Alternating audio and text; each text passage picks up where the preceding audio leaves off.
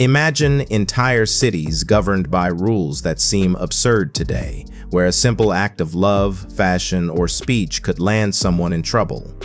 Throughout history, governments have tried to control society with laws, but some were downright bizarre. From ancient kingdoms to modern cities, citizens were required to follow regulations that appear illogical, sometimes ridiculous. These strange laws reveal the culture, fears, and priorities of the societies that created them. Some restricted personal expression, while others dictated morality or behavior in public. Today, we explore three of the strangest laws in ancient Rome. Citizens were forbidden from excessive mourning at funerals. Laws limited the duration and display of grief to prevent disruption of public order and to control spending on elaborate funerals. Families who cried too loudly or wore extravagant garments risked fines, social shaming, or even confiscation of property. Romans valued discipline and dignity, so funerals were meant to honor the dead without disturbing society. Some wealthy families tried to circumvent these rules by holding private ceremonies, sparking debates about morality and public behavior. Historical texts suggest mourners used subtle gestures or hidden tears to show grief without breaking the law. Authorities feared that excessive mourning could inspire rebellion or unrest. Funerals became a reflection of social order, wealth, and obedience to the state. Even literature of the time commented on these peculiar restrictions.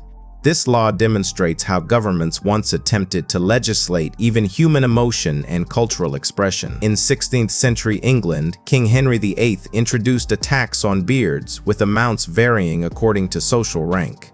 Commoners paid a small fee, nobles more, while royalty were often exempt. Men who refused to pay faced fines or harassment. The law was intended to regulate fashion, assert royal authority, and raise funds for the treasury. Beards were seen as symbols of masculinity, dignity, and social status, so taxing them allowed the king to control social appearances and generate income simultaneously. Some men hid their facial hair, while others tried to negotiate or bribe officials. Portraits from the era show creative ways to comply while maintaining style. The law sparked amusement, protests, and sometimes defiance. Interestingly, the tax also influenced literature and satire of the period. It's a striking example of how governments once legislated personal identity and appearance. The beard tax demonstrates the blending of fashion, power, and economics in one peculiar law. In modern Singapore, chewing gum is strictly regulated under a law introduced in 1992. The ban aimed to preserve public cleanliness and protect infrastructure, particularly the MRT transit system. Selling gum without approval became illegal, and offenders faced hefty fines or imprisonment. Sticky gum had caused damage to escalators, trains, and public spaces, prompting strict enforcement. Despite criticism, the law significantly reduced litter and improved city hygiene. Citizens and tourists were warned to respect regulations or face penalties. Over time, limited exceptions were made for therapeutic or dental gum, but general sale remains tightly controlled. The law demonstrates Singapore's cultural emphasis on order, discipline, and collective responsibility. In ancient China, some dynasties forbade citizens from using certain surnames to honor emperors. Those sharing an emperor's surname were required to change their names or face punishment. Violating this law was seen as disrespectful to the ruling family and a challenge to political authority. Families often adopted entirely new names, altering lineage records for generations. This law enforced loyalty, hierarchy, and reverence toward rulers. Historical records show creative workarounds such as temporary surnames or nicknames. Scholars and officials were closely monitored to ensure compliance. Even minor infractions could result in social or legal consequences. The law illustrates the extent to which governments once controlled personal identity. In 19th century France, a law prohibited public kissing on train platforms. Officials argued that public displays of affection distracted conductors and delayed trains. Lovers who ignored the law risked fines, public humiliation, or even imprisonment. The law reflected concerns about public decorum, efficiency, and safety. Romantic couples often staged secret or dramatic kisses, creating humor and minor rebellion. Newspapers and memoirs recount these incidents, highlighting public reactions to such strict rules. Train stations became places of both romance and tension between authorities and citizens. The legislation illustrates how governments attempted to regulate private behavior for societal benefit. Despite enforcement inconsistencies, the law influenced public norms and social expectations. In parts of medieval France, women were legally forbidden from wearing clothing associated with men. Cross-dressing was punishable by fines, public shaming, or imprisonment. Authorities argued that enforcing gender-specific attire maintained social hierarchy, morality, and religious expectations. Some women found clever ways to circumvent restrictions, tailoring garments that appeared acceptable while allowing mobility or disguise. Literature and personal accounts describe both compliance and defiance, revealing human ingenuity. Clothing became a reflection of status, obedience, and societal norms. The law illustrates the lengths societies went to control personal expression and maintain order. Violating the law could have legal, social, and sometimes violent consequences. In Venice, mask-wearing laws regulated anonymity during the Renaissance. Masks were culturally significant, used in festivals and social gatherings, but were banned at certain times and locations to prevent crime or political intrigue. Citizens caught violating mask laws faced fines or imprisonment. Officials patrolled streets, enforcing compliance while balancing cultural traditions. Masks became symbols of identity, rebellion, and art. Historical records describe dramatic confrontations between revelers and authorities.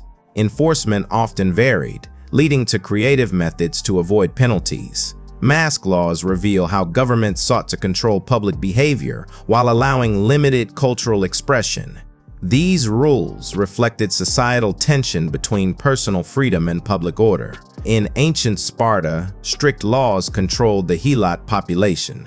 Helots were prohibited from gathering in large groups, carrying weapons, or discussing political matters.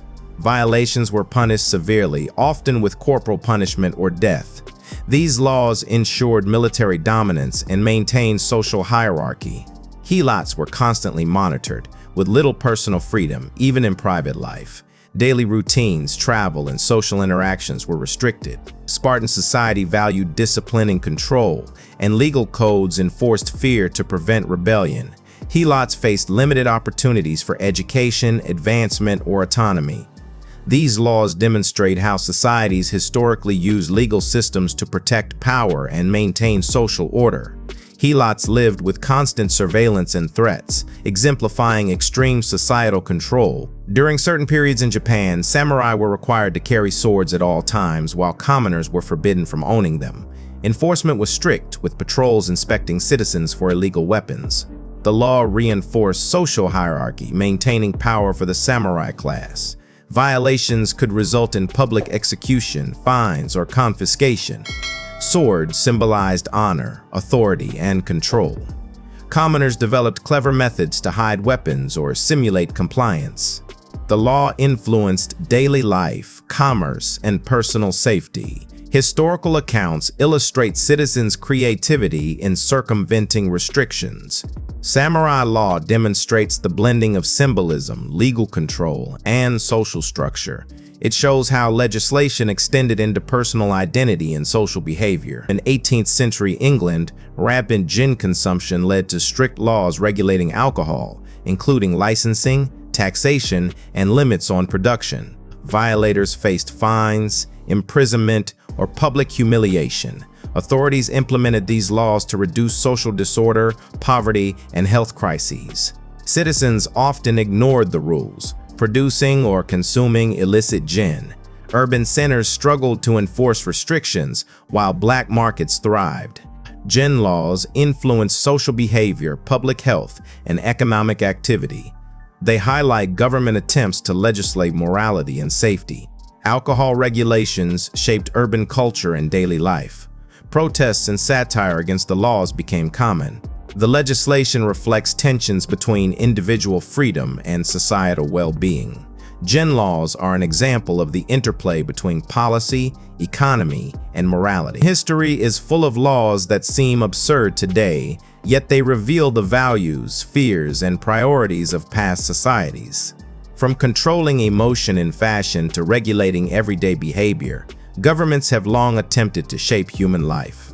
Some laws were harsh, others humorous, and all left behind remarkable stories. Studying them helps us understand social, cultural, and legal evolution. They remind us that truth is often stranger than fiction, and human creativity has always challenged authority.